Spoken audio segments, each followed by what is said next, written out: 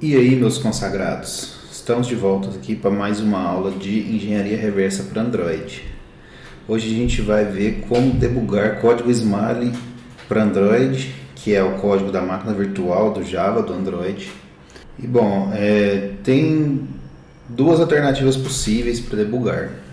Uma delas é o Android Studio e outra é no JADEX, que a gente já estava olhando o JADEX nas aulas passadas. Eu queria continuar usando o JADEX, inclusive para depurar também, mas ele tem alguns probleminhas que eu não consegui resolver e na verdade são problemas do próprio software. Então, por conta disso, a gente vai usar o depurador do Android Studio, que é com o plugin Smiley. Eu fui no próprio GitHub do JADEX e reportei alguns erros. Um erro que estava acontecendo, esse aqui, por exemplo, que ele não estava pegando os valores dos registradores, os valores sendo depurados, os valores das variáveis, né, dos registradores, enquanto a gente depurava. E conversando eu descobri que é um erro, na verdade, do próprio... É um erro que acontece apenas ao depurar a máquina virtual em x86.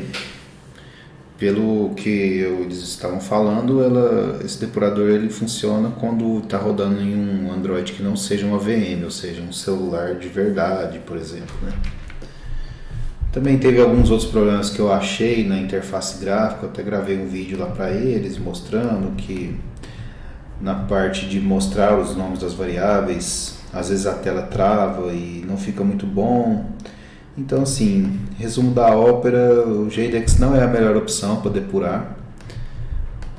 Eu fui até o Oráculo e perguntei que opções a gente tem para debugar, além do Smiley no Android, mas ninguém falou nada. Teve uma pessoa só duas pessoas na verdade, que comentaram que você pode usar o JADEX aqui, mas como a gente já falou, não vou estar usando ele, porque não é o melhor. Então, para depurar, a primeira coisa a gente tem que abrir o Visual Studio. Eu tenho ele baixado aqui na minha máquina, localmente, vou rodar ele aqui. E para debugar o Smiley, a gente tem que ter o código Smiley em mãos. E para isso é bem simples, o Android Studio ele consegue ler pastas diretamente, não precisa ser apenas projetos de desenvolvimento criados pelo Android Studio. Então, a gente vai decompilar usando o APK-Tool, que a gente já mostrou em outra aula, e vai abrir a pasta desse decompilado lá no Android Studio. Então, se vocês verem aqui, tem o APK e é só a gente decompilar ele, passando a opção D para o APK-Tool e o nome do arquivo, que ele vai criar a pasta com todos os códigos decompilados, enquanto vai abrir no Android Studio. Já abriu. Eu tô com ele aberto aqui, mas só para mostrar, vocês têm que vir aqui em Open e selecionar a pasta dele, tá aqui, né? Essa pasta aqui atual. Como eu já tô com ele aberto, que eu já estava fazendo uns testes anteriormente, e aí ele já vai abrir todo o projeto que vai estar aqui na lateral. E aí você vai poder ver, por exemplo, o manifesto, os códigos Smiley, os recursos, tudo que foi decompilado, que a gente já viu em aulas passadas, como que é a estrutura do APK. Para instalar o APK, a gente pode... Tem várias maneiras de a gente instalar. Uma delas é usando o ADB. Então, para isso, primeiro você tem que conectar o dispositivo e colocar ele no modo desenvolvedor, que eu já mostrei também em outra aula como faz para você colocar em modo desenvolvedor. E você depois pluga o USB no computador, roda o comando ADB Devices para ver se ele vai detectar alguma coisa. Ele detectou meu Motorola aqui. E com ele conectado, basta você rodar ADB install e o nome do aplicado, o nome do arquivo que você quer instalar, que é o APK. Eu não vou rodar porque eu já instalei ele, já está instalado, então eu não preciso executar ele. Depois a gente vai abrir um shell para dentro do aparelho para poder rodar um comando que vai fazer com que o aplicativo fique em espera por um debugger sem executar. Isso é muito legal para fazer análise dinâmica, porque fazendo dessa maneira ele não vai executar nenhum código desde a primeira linha de execução, que seria do onCreate, A partir do momento que você abre o aplicativo para ser executado, ele não vai executar literalmente nada enquanto não for atachado, né, atracado, né, um depurador nele.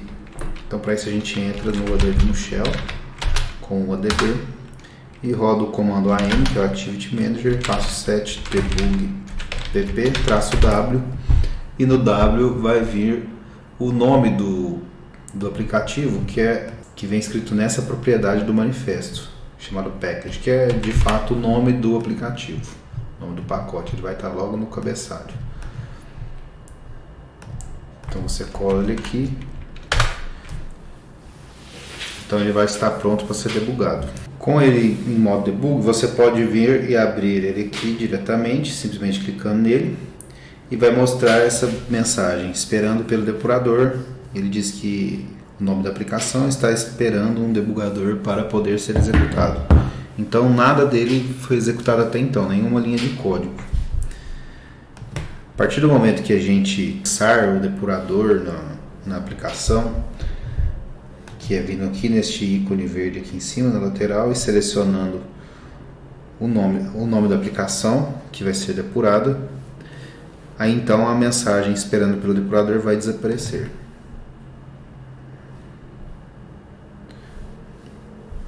Aí, como vocês viram, agora ele está mostrando a tela e não mais aquela mensagem, ou seja, a partir de agora o aplicativo já está em execução normalmente e também está esperando algum breakpoint ser atingido para ele poder mostrar para nós as informações que a gente precisa. Então, você pode navegar pelos códigos Smalley. Para colocar um breakpoint, basta você clicar aqui do lado, que ele vai colocar um breakpoint exatamente naquela linha. Então, como eu já fiz uma análise, inclusive na próxima aula, a gente vai fazer uma análise detalhada desse aplicativo que eu usei de exemplo várias vezes, mas eu usei ele de exemplo para mostrar coisas de como fazer engenharia reversa, mas na próxima aula a gente vai de fato fazer a engenharia reversa dele com detalhes e tal. Não precisa se importar que algumas coisas vão passar em branco por enquanto, mas serão esclarecidas mais à frente. Por exemplo, essa função verify aqui eu já sei que ela é executada quando eu clico nesse botão verify que está aqui na tela principal. Então, por exemplo, eu posso vir aqui digitar alguma coisa e mandar verificar, que você pode ver que ele já parou aqui bem no começo da função verify. Aqui no canto esquerdo é a call stack, que vai estar a pilha de chamadas de funções, e aqui do lado direito vão ter as variáveis que estão sendo depuradas. Uma coisa que você pode reparar é que ele não mostra de cara todas as variáveis. Por exemplo, existe uma variável P1 aqui que não está sendo exibida, então para isso basta clicar com o botão direito, clicar em New Watch e digitar o nome da variável que eu quero, por exemplo, enxergar. Eu quero vigiar essa variável P1, o valor dela, então eu coloco aqui P1 e aperto Enter e ele vai mostrando para mim o valor de P1 ao longo da execução. E a partir daqui, o modo de depurar é igual depurar código Java ou outros códigos que você pode estar executando no Android Studio.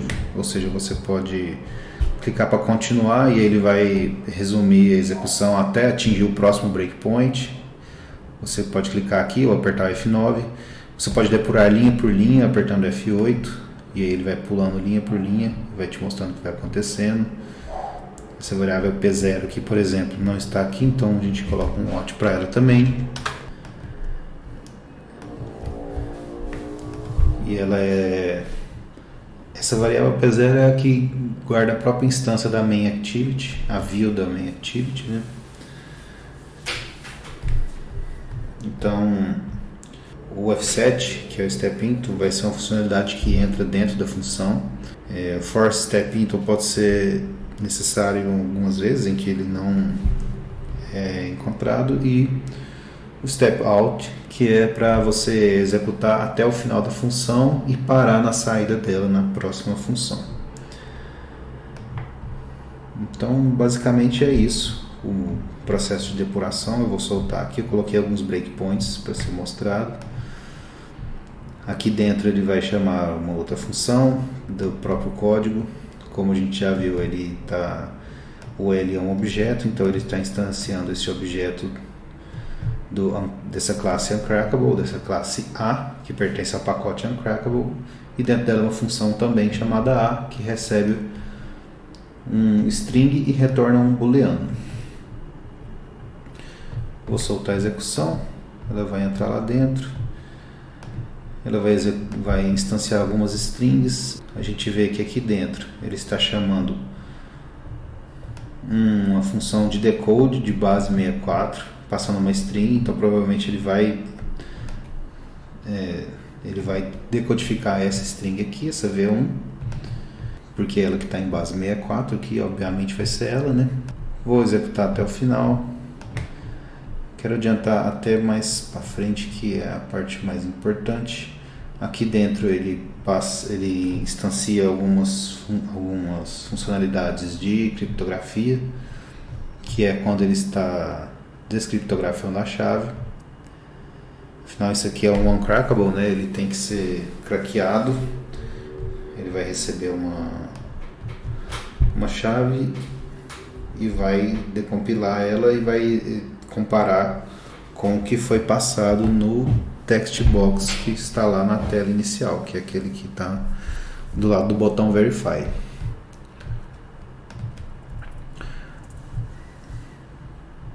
Aqui no final, eu vou deletar esses watts aqui, fazer novos. A gente vê, por exemplo, que na variável P0 está guardando o valor algo, que foi o que eu digitei que foi digitado no text box lá na tela inicial. E eu vou colocar um watch aqui para essas outras variáveis, para V0, para V1. Ele tem algumas strings de bytes. Se a gente avançar mais um pouco, ele vai gerar essa string que foi armazenada em V1, e ela foi iniciada a partir da string de bytes que foi passado para ela, que no caso é o que estava na V1 antes, né? Que era aquela outra string de bytes que estava aqui. Então ele basicamente instanciou uma string I want to believe a partir daquela string de bytes. Basicamente os bytes, os caracteres ASCII da string I want to believe. Isso já dá uma dica pra gente que deve ser o segredo da aplicação para craquear ela. Então eu vou soltar ela até o final. Vocês podem ver que ele mostrou não é isso. Vou testar escrevendo I want to believe. Believe não, né? Vou verificar. Ele vai bater de novo no breakpoint, mas eu vou soltar até o final. E agora ele mostrou sucesso. Essa é a chave correta. Mas o ponto aqui não foi mostrar como que craqueia essa aplicação. O ponto mesmo foi mostrar como que faz depuração do código Smalley. Isso serve para qualquer aplicativo. E por essa aula é isso.